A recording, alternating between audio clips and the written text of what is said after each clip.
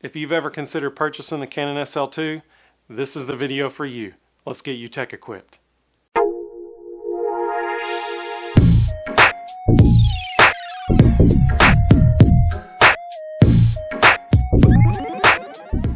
First thing we're going to do is go over the specifications of the camera, the basic features it comes with, but then we're going to go into like really in depth of how we use it, what we've seen it do best, what we can see that it could do better, all the things that you need to know about this device right here.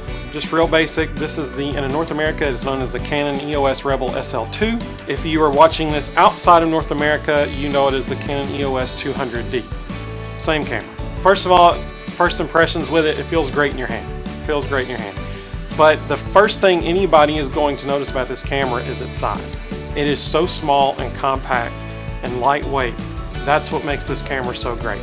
This is a powerhouse camera in a very small body. When Canon made this camera, it was the smallest and lightest EOS camera with the APS-C sensor and the vari-angle touch screen, 3-inch LCD screen. One thing to know about this camera is it is a DSLR camera, and so it operates on a mirror, and which means it has an optical viewfinder and it has 9 points of autofocus. Now if you're considering either the SL2 or the T7i, one thing to consider is the SL2 has 9 points of autofocus on the camera. The T7i has 45 points of autofocus on the camera. Now I actually wanted to throw in one more little piece of information about what you just heard.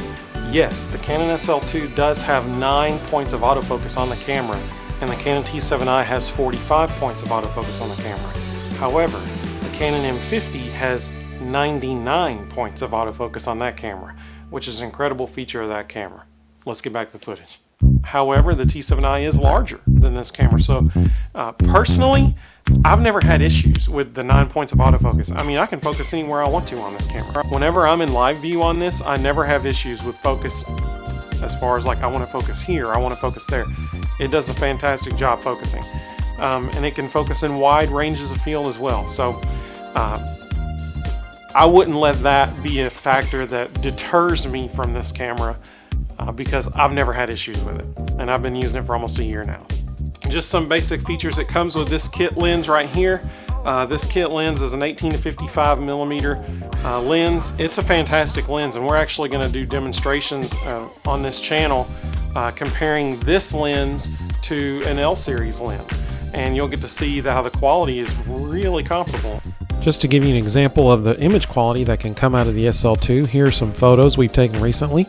The first 3 are at ISO 100 with the 18 to 55 millimeter kit lens, and then the last 2 photos of the hydrangea are also at ISO 100 with a 50 millimeter prime lens at aperture 1.8. So as you can tell that even with the kit lens, the photos that come out of the Canon SL2 really are excellent quality images. This camera has built-in Wi-Fi, NFC, and Bluetooth technology, so you can wirelessly print a wireless printer in your house if you want to. You can actually upload directly to YouTube or Facebook from this thing. The best use of that Wi-Fi, in my opinion, is the Canon app for your phone. It is a fantastic feature of this. We've got a whole video on that coming soon, so be sure to watch for that. Whenever we do release that video, we'll put in the YouTube card and the description below. As far as videography is concerned, this camera really was made to be a versatile camera, both photography and videography. It does record in full HD 1080p 60 frames per second. And here's an example of some of that crystal clear video that comes with the Canon SL2. But the two really key features on this camera are the processor and the sensor. The processor is a G7 processor. Now just recently Canon released the Canon SL3, and it does have 4K capability, which the Canon SL2 does not, and it also has the G8 processor, so it'll be a little bit faster. So if you'd like to see that as well, we'll put a link to that in the description below. But nevertheless, this camera really does do a fantastic job. For example, when I was recently at Disney World shooting fireworks, and we'll put some of the pictures on the screen right here for you to see, and that G7 processor allows this camera to take really quick pictures. It does take 5 pictures per second. So here's some photos from when I was shooting those fireworks. You'll notice right here we start bam bam, and you can see the fireworks exploding. Here's another round of them. You can see the progression. This one right here that's about to come up, this one, you'll notice you got 1, 2, 3, 4, 5 frames. And that's probably the best representation I have that I can show you of how fast it is able to take pictures in continuous shooting mode. Whenever you're in continuous shooting mode, which we have to be in continuous shooting mode because the reason we have to be is my daughter. It is, as a toddler, I could take 12 shots of her, and one of them she might be looking at the camera. So that is why I always shoot in continuous shooting mode. But whenever you're in continuous shooting mode, this is how many pictures per second you get. That's pretty good. Just so you can hear it again. That's pretty good.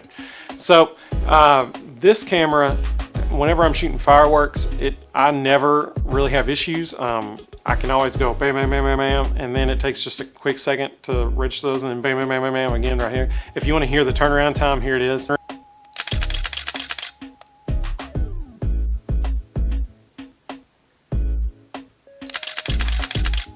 And it goes that fast.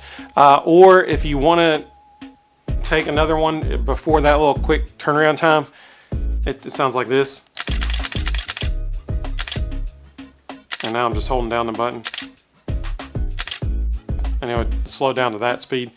So it's almost better to just take the 5, let it register them, and take the rest of the 5. One of the best features for this camera for both videography and photography is the fact that it has a 24.2 megapixel CMOS APS-C sensor inside the camera. For photography, it is incredibly clear. For videography, that sensor works extremely well in focusing, and the autofocus and facial tracking works really, really well. The autofocus feature is a major benefit of this camera. We're going to do a whole video just on the autofocus alone because it is such a big deal. One other thing to note about the dual pixel CMOS autofocus on this, it is based on CIPA guidelines. It is the world's fastest autofocus at 0.03 seconds. You'll notice on our Ginger MMT channel a couple examples of this.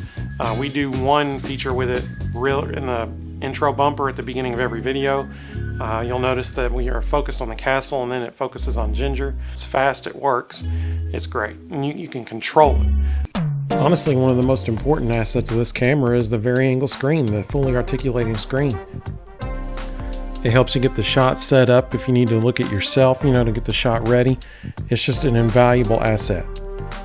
Now, externally, let's talk about the features this thing has before we talk about the software inside it. As you can tell, it is the Canon EOS Rebel SL2, and let's talk about the lens first. As we mentioned, it does have the EF mount lens, and you'll notice on the lens itself that it has manual or autofocus as well as image stabilization within the lens. Now, I told you there were 2 cons about this camera. That's one of them. This camera has image stabilization within the lens, but not in the camera body itself. Now, honestly, with photography, that ain't a big deal. No big deal at all. However, with videography, that's a pretty big deal. The difference between this camera and the Canon M50, which is a mirrorless camera, this camera has image stabilization in the lens, not the body. The Canon M50 has it in both. And that's a big deal because if you're walking or moving, they can be pretty shaky. I mean, I'm just being honest with you. In this camera, it can be pretty shaky, and I'll show you some footage right now of walking. It's most obvious when you're walking, and so I'll show you some footage right now of when we're walking without image stabilization software run on it. So here's an example from our Art of Animation Resort Tour video without image stabilization. This is just straight out of the camera. And now here's the exact same clip with image stabilization run on the footage. However, after using it for several months, I've learned how to minimize camera shake. For example, if I'm taking a panoramic shot, a lot of times I'll use our tripod, or Geekoto tripod, which I'll show you a video of that right now. You can see me twisting the pan head on it. It's a phenomenal tripod. We'll do a whole video just about the tripod. But even if I'm doing it by hand, I pan very slowly, in our video editing software, when I'm doing image stabilization, it does a great job of essentially reducing all image shake and waviness that sometimes image stabilization software can use. It really does a great job. I'll show you an example of that right here. Even vertically, if I pan vertically, if I go slowly, first of all, it keeps me from being jerky in my movements, but it also helps the image stabilization software to essentially make it smooth as butter. And you'll see that right here too.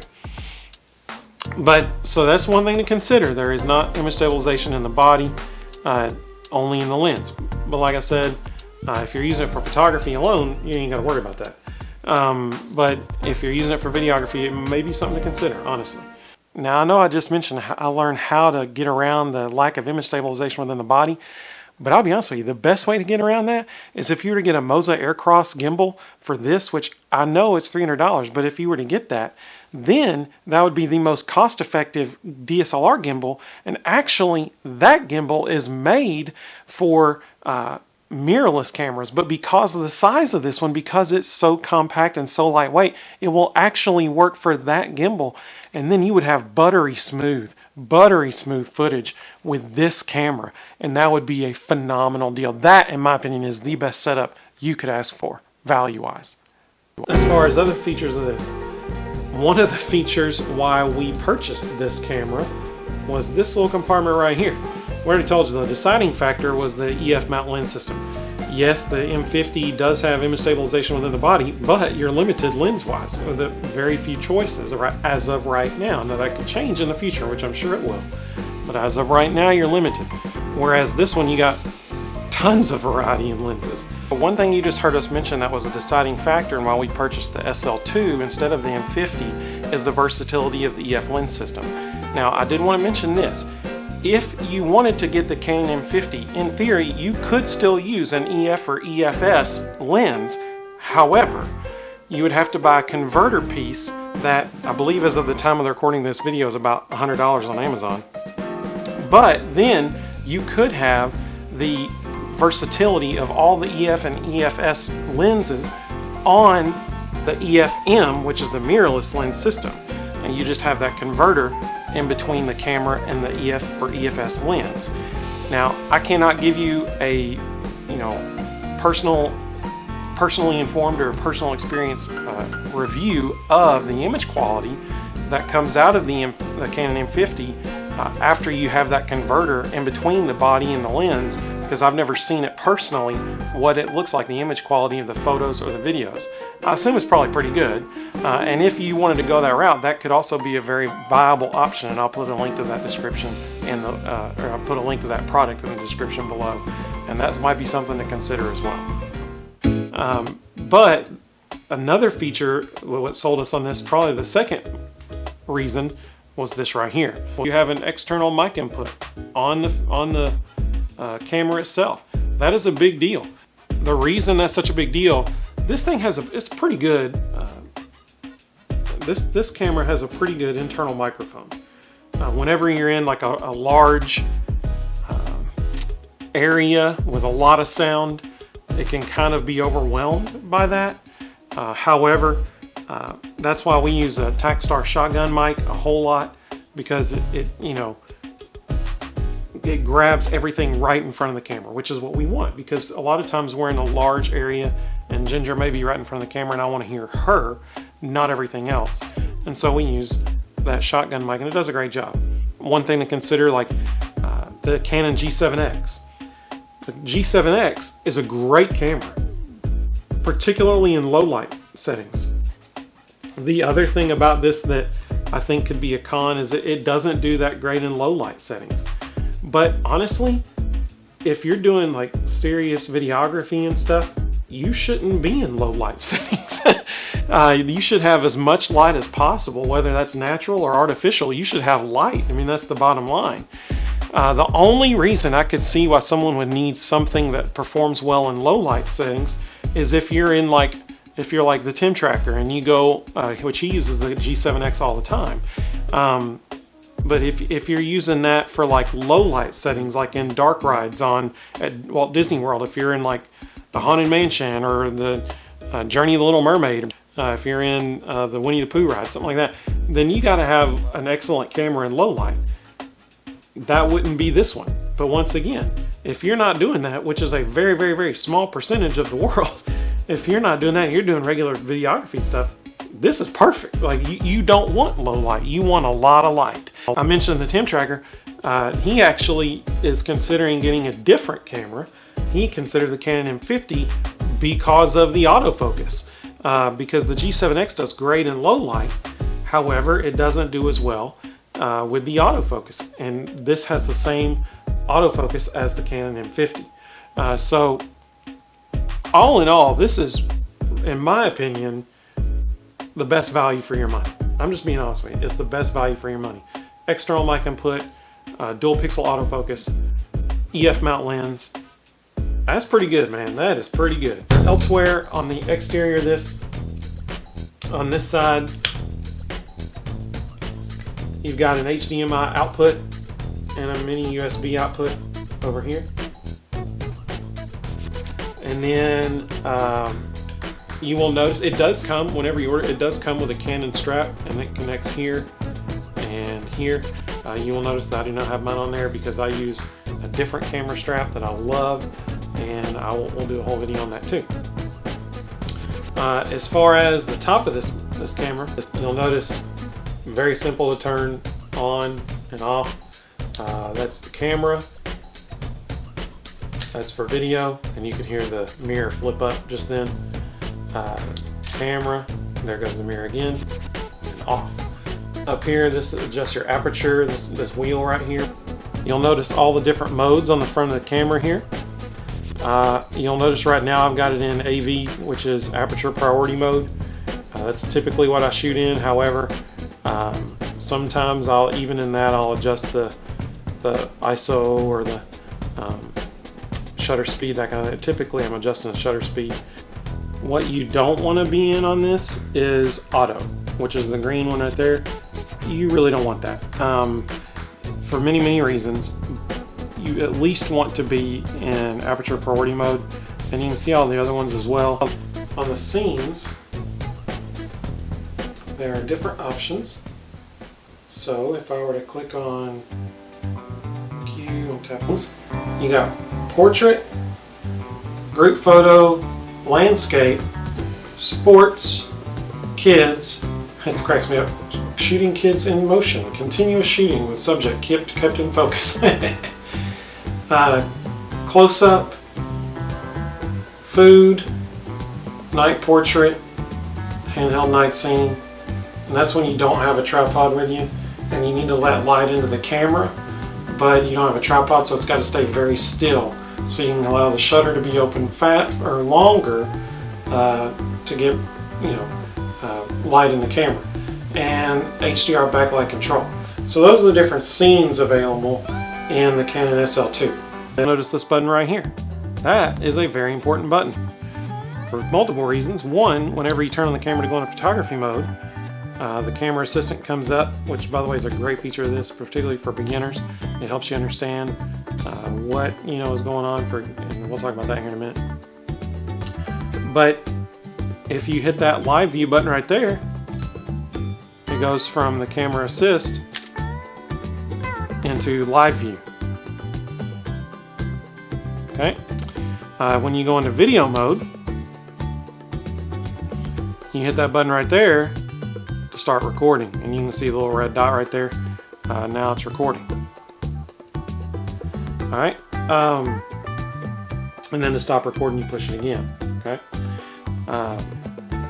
you've got menu button over here, display, and other features on the back. If I wanted to see the video I just shot, click right here, and there's the video. Start recording. You can see the little red dot right here. And when you turn the camera off, you'll notice it has a self-cleaning sensor. It does it every single time you turn the camera off, which is a good thing. Those are by far the most common and important buttons on the back of the camera. The menu button over there, we'll talk about that in a minute. And one last piece of information on the outside of the camera On the bottom you've got your mounting plate, and on the bottom is also where your battery and your SD card go. And so they both fit in on the bottom there. SD card is just a spring-loaded one. Pops in, pops out. So there you go. Battery, same thing, spring-loaded. Now, that's not as convenient as it is on like maybe the T7i or something like that, because on T7i you load it from the side, which is great, the SD card, but you know, it's not that big of a deal. On the tripod that I use, I'm able to put the mounting plate on there in such a way that I can still get a memory card in and out if I need to, so it's not that big of a deal for me, but depending on what tripod you have, that could be a big deal, because the memory card loading is on the bottom. And as far as like the grip of it, oh man, it's fantastic. I never feel, and I am very protective of this thing, okay? I am never concerned about dropping this because the grip is so good. It's so comfortable. It's fantastic. It works really, really well. And you'll notice on the lens, it says STM right there. That's a big deal. That is incredible that Canon gives you that lens, the STM lens, as the kit lens. We're going to do a whole video on the difference between an STM lens and a non-STM lens. That STM stands for stepping motor, and that is vitally important whenever you're doing video. For photography, it really doesn't matter, but for videography, it is essential. It is essential, and I mean that. We'll do a whole video about that. So be sure to look for that video. Whenever it's released, I'll put it in the YouTube card in the top right corner, and I'll also put in the description below this video, because STM is a big deal, okay? And that comes as the kit lens and with this camera, which is huge selling feature. So now let's get into this part of the camera and check out what's going on inside this thing. If I turn it on just photography, immediately the Easy Assistant comes up. For more background blur, you go to the left, but if I spin the wheel and I go to the right some, and it says suitable for general photography, and I'm making that aperture more and more narrow, brings the background more into focus, and it even tells you avoid camera shake. You know, you need to use a tripod if you have an aperture that high. And even there it says keep the background in focus, but you need to avoid camera shake. But if you want like a blurry background, you need to go as low as possible on your aperture. And another way to do it is you hit the little Q button, and then you can adjust it, you know, like that. But you want to keep, if you want background blur on your photos, you want to keep it as low as possible on the aperture. But if I go into live view, if I tap right here on the 4.5, that's the aperture, I can adjust the aperture that way in live view. Okay. Also in live view, this is our ISO. Right now it's set to auto. If I want to adjust it, I can. The higher you go, the more sensitive the camera is to light. But unfortunately, when you do that, it makes the image a little bit more blurry and grainy. And so you want to try to keep the ISO as low as possible, ideally at 100.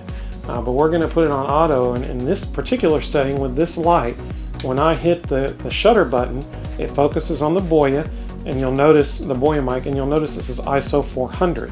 And so in this particular setting, the camera believes that the 400 level ISO is going to be the best lighting sensitivity for this particular shot, and the 40 down there is the shutter speed. Okay, so if I take the photo, you'll notice it says RAW plus JPEG. That's another thing that this camera can do. Okay, I always shoot in live view because that's one thing about this camera is, yes, you can use the optical viewfinder, but you are able to control the autofocus so much better in live view. You can really see this really well. If I were to bring this Boya thing, this box to here, the distance between the two is what really gets that blurring effect. And so if I were to focus on the Voya mic now, you'll notice the background got much more blurry. That's the bokeh, that's the blurring effect in the background because of the low aperture. However, if I were to tap on the picture frame back there, now you'll notice the foreground got blurry. And so that's, once again, that's the bokeh effect, that's the aperture, the depth of field there. And so that creates beautiful photographs, particularly outside. It really creates beautiful things. And so I can adjust where the focus is no matter where I put this thing. Okay, and you'll notice it's tracking it. If I move it over here and focus on the window, now the Voya mic is out of focus. It's blurred. It's a really quick autofocus, fantastic feature, and that's one of the really big selling points, that dual pixel autofocus of this camera. Another feature of the camera is you can do touch shutter, and so now touch shutter is enabled, and you tap where you want to take the picture and it does it. It focuses there and then takes the picture.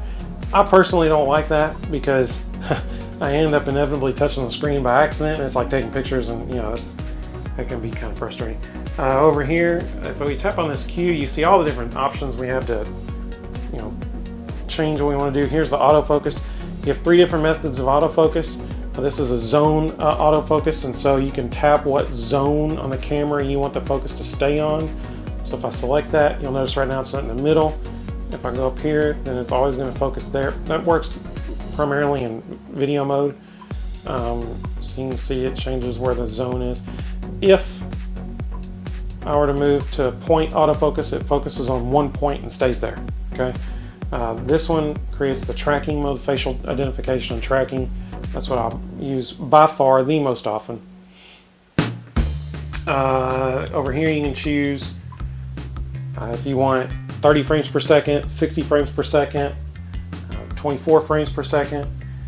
Over here we got white balance. You can do auto white balance or customize your personal white balance manually. It also has different presets like daylight, that kind of thing. One more thing before we go on, you will notice over here it says MP4. The SL2 records in MP4 format, which is the best recording format. It's most compatible with YouTube, so you want to stick with MP4 recording format. You want it to stay in MP4 recording format. Then, if we were to go up to menu, once again, the camera assist, settings, it's just very user friendly.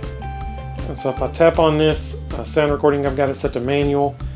We always have it set to manual so we can control the audio input onto the camera. There's all the different options you have. Custom white balance or auto, or we talked about that.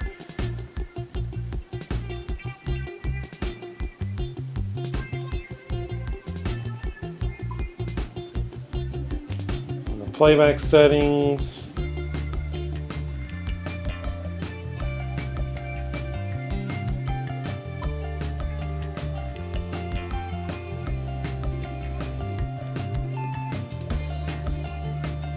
On wireless communication settings, that's how you connect your phone to the camera, so you can use it as a wireless viewfinder.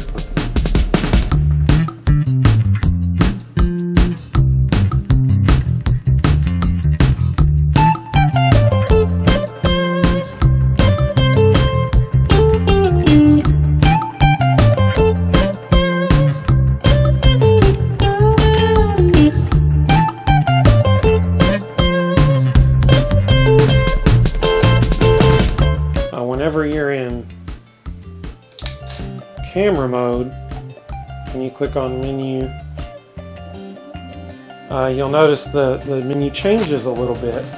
Now I've got image quality. We got other options for photography specific things, like for example a max ISO would be 6400. If you want to know what ISO is, we'll do a whole other video about that. It's essentially just the sensitivity of the camera to light is essentially what it is. But you'll notice the options are different for the photography settings. I want to show you this one, the image quality. You'll notice there's a lot of different options. You can either just shoot in JPEG, that's it. You can, and that would be like full-size JPEG, 24 megapixels, or a medium-size JPEG, or a small JPEG. You can also shoot in just straight up RAW camera, or RAW plus JPEG. Now you notice this number over here got smaller as we went along. If you're shooting in just large JPEGs, you can get 3,882 pictures with this size memory card, which I have a 64 gig memory card in there right now. This is the amount of pictures you can get with that particular. You notice it goes up the smaller you get, but it goes way down once you shoot in RAW. I keep it in RAW plus the JPEG because a lot of times it's for speed. If we're in a park and I need to get that photo from my phone, from my camera to my phone to social media, then I got to get it quick, and so I don't have time to take the RAW file and edit it and that kind of stuff. And so a lot of times I'll keep it in RAW and JPEG for that specific purpose, so that if we're in a park, I can take the shot on the camera, connect it to my phone, get that JPEG, and I still have the RAW file. If I want to edit it later, I can. Yep. On the drive mode, you can do a single shot, continuous shooting, which I always keep it on continuous shooting. Silent shooting, it says it makes the shutter quieter. I don't really think it does, but I'll show you an example of that in a moment. Silent continuous shooting, self-timer 10 seconds, self-timer 2 seconds, and then self-timer continuous. And then if you do that, it will take like that many shots. It'll take that many shots. Like if I want to do a self-timer, it'll give me 10 seconds, and then it'll take 5 shots after that. So let's try it. You hit the shutter, counts it down, gives you 10 seconds, and then it should take 5 shots. There you go.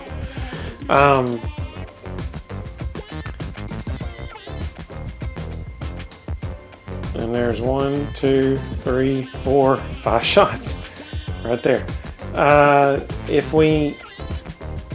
Let's go back and change that back to. I'm going to take the shotgun mic and put it near the camera so you can hear the shutter. So just so we're clear, let's do an example with the regular shutter first, okay? And we'll do continuous shooting so you can really hear it.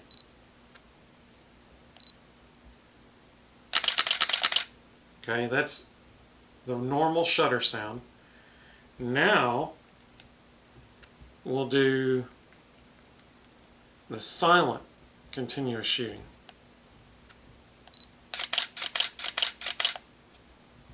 It's really not that much of a difference, okay? And you'll notice it's not as fast when it's silent, in silent mode. Now they say that's great for like weddings and stuff like that, but honestly it's not that big of a difference.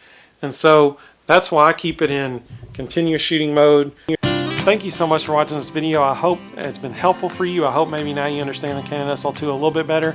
Like I said, there's really only 2 negative things about it. The lack of image stabilization within the body. But as I mentioned, if you have a gimbal, that totally solves that. And so that eliminates that as a problem. And the other thing that I mentioned it doesn't perform well in is low light. But once again, like I said, you don't want low light settings as a videographer. You don't want that. You want light. You want a lot of light. And so that really shouldn't be a deciding factor in purchasing this camera. The pros drastically outweigh the cons. So far outweigh it. The EF Lens system, huge pro. Light, compact size, but still has a totally articulating screen. Huge pro. External mic input, huge pro. Canon G7 X doesn't have that. That's a huge pro for this camera. Dual pixel autofocus, huge pro. This is a powerhouse camera for both photography and videography in a small compact body. So if it were me, I would take this camera, which right now you can get on Amazon for $550, and then I would get a Moza Aircross gimbal, and I would have the perfect setup for me, because I would have smooth buttery footage, EF mount lenses, and an external mic input. Win, win, win. For you Office fans out there. So that's what I would do if it were me, and I would honestly would recommend this camera to anybody, particularly for beginners and intermediate level photographers and videographers. This is the perfect camera for them. Our tech question for today: what's your favorite feature of the Canon SL2? If you don't have it and you're thinking about getting it, what feature most intrigues you about it? That's our tech question for today. What's your favorite feature of this camera? Once again, thank you so much for watching this video, and if you've gotten value out of this video, if you could hit the like button, we'd really appreciate that. Be sure to subscribe to our channel to make sure you're always up to date on the gear we're using and information about that gear, so that you can be tech equipped, you can make the best decision, the best bang for your buck, the best value gear out there. And check out some of our footage that we've gotten with this camera on my wife's travel agent channel, youtube.com/GingerMMT, and we'll see you next time. Thank you so much for watching this video. Be sure to connect with us on Facebook, Instagram, and Twitter. Also, be sure to click the button right there to subscribe and check out our next video right down there. And hey, check us out on youtube.com/GingerMMT. My wife is a free travel agent. When you book through her, her services are totally free to you. So be sure to check that out too. We look forward to seeing you soon.